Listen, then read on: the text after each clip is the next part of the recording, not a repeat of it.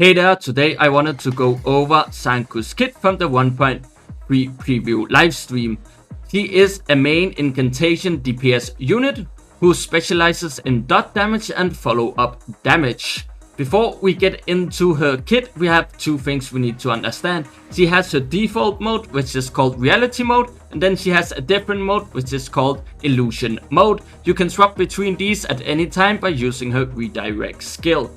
So let's get into her gameplay video. First off, you will see we start with 4 or 5 basic attacks. You can also do dodge attack or hold attack. This is important for a redirect skill. If you do these and use her redirect skill afterwards, you can see in the top here, you get 5 stacks of her debuff or her dodge.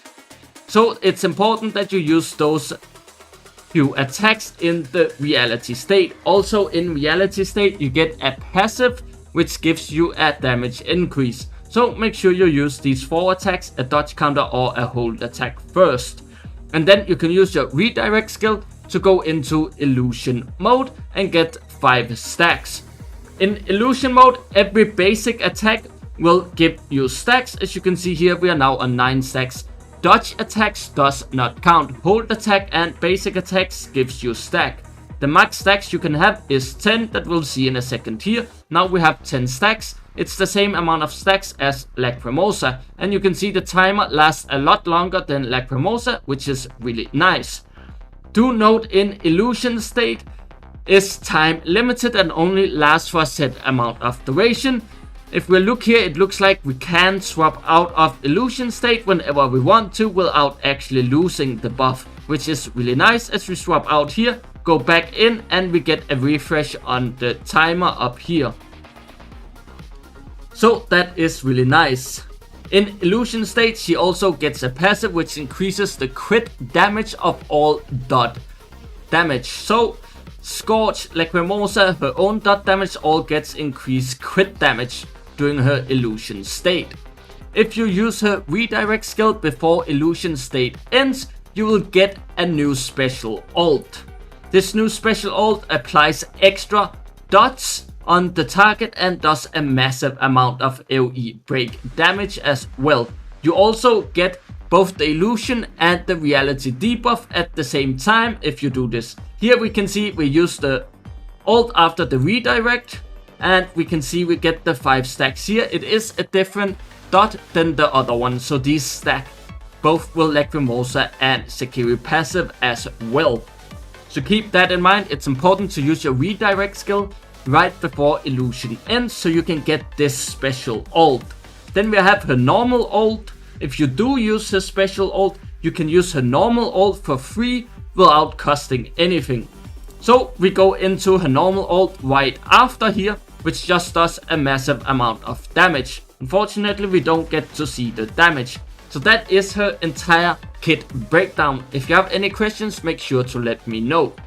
She also has a passive that they explained to us, that she can now stack Scorch apparently. So if I go from Zankou into Daffodil and get a Scorch proc, then go from Zakiri into Lacrimosa and get a Scorch proc, both those Scorch procs should be on the target at the same time, dealing damage. How it used to work without her passive is that the Scorch proc just refreshes. But with her passive, you can now have both Scorch proc on, and whenever you do proc a new Scorch proc, it will refresh the old Scorch proc as well, which sounds really insane.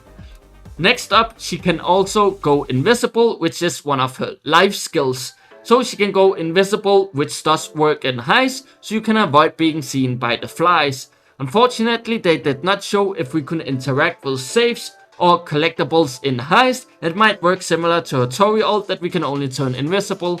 It also works in the open world. If you get wanted by the police, you can turn invisible and it will decrease your wanted level as they can't find you.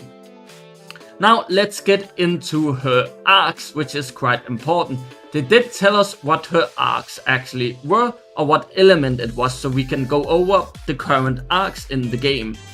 They said it was gonna be gas element, and I have sorted these by rarity. This is the gas element up here.